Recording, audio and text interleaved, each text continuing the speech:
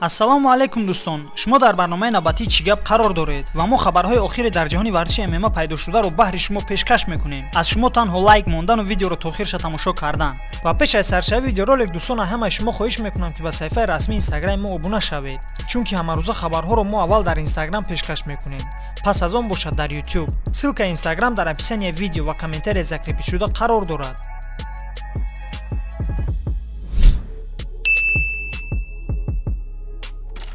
чӣ гунае ки медонем имшаб турнири UFC 272 баргузор мегардад ва ду тан шогирдони мактаби Абдулманаб Нурмагомедов, Умар Нурмагомедов ва Тагир Уланбеков баромад мекунанд. Чемпиони пешинаи вазни сабуки ташкилоти UFC Ҳабиб Нурмагомедов ана ҳамин расмро гузошта чунин нависонд: як шаби дигар то муҳорибаи Умар Нурмагомедов ва Тагир Уланбеков дар UFC 272.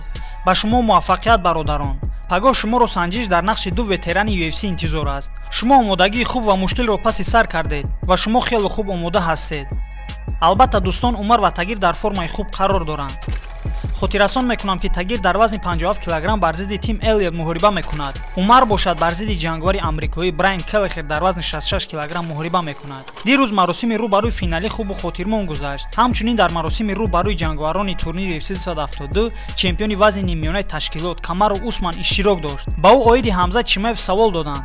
дар ҷавоб Камару Усман чунин гуфт: ӯ ҳеҷ гоҳ бо ҷангварони топ 10 ҷанг накардааст. ӯ ҳеҷ касро аз топ нашикастааст. ӯро мебояд якчанд муҳориба гузаронад ва бисёртар кор кунад, гуфт Усман. дар ҷавоби гуфтаи Усман Ҳамзат ана ҳамин гуна ҷавоб дод. хуб, акнун мегузарем ба хабари асосии видео.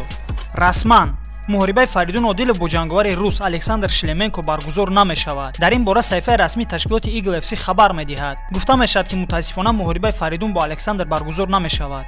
сабаби баргузор нашудани муҳориба баъди ҷароҳат барқарор нашудани Александр Шлеменко мебошад. дар ин бора аллакай терминатори тоҷик дар саҳифаи расмии Инстаграми худ чунин нависонд: бо қаҳру ғазаб ба шумо хабар медиҳам, барои баъзеҳо шояд хурсандӣ бошад.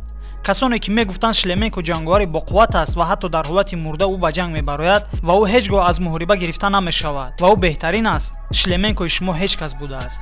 ҳама гуна ҳурмат нисбати ӯ гум шуд ва чӣ гуна ки ман мешуморам, ӯ бо ман муҳориба карданро нахост. баъд аз оне ки барои худ муҳориба бо Магомедро ёфт, дар муддати 1 моҳ мондан ин ҳолатро то охир дароз кард ва акнун худи ҳозир ӯ ҷавоб дод: ҳеҷ гапе не, он чизе ки намешавад ба беҳтарин шудан водор месозад. рақибро ба наздикӣ хоҳед фаҳмид. ин вохӯрии ду ҷангвар мешавад ки онҳо ба худ баъзе калони мухлисӣ доранд. ба фикри шумо кист? ҷавоби худатонро дӯстон ҳатман дар зери видео нависед. ба фикри шахсии ман дӯстон, ин ҷангвари догистонӣ Ҳамзат Хирамагомедов мебошад. аммо муҳорибаи ӯ бо Даврен Ермеков дар ана ҳамин турнири Eagle FC 47 ба нақша гирифта шудааст. аммо касе ки набошад ба наздикӣ муайян мегардад ва мо ҳатман ба шумо дар ин бора хабар медиҳем. аз ҳамин хотир пайгири хабарҳои нав ба нав бошед ва зангулачаро барои видеои навбатӣ гирён карданро фаромӯш насозед, чунки ҳамавақт хабарҳои асосиро мо пешкаши шумо мегардонем. то видеоролики навбатӣ, хайр.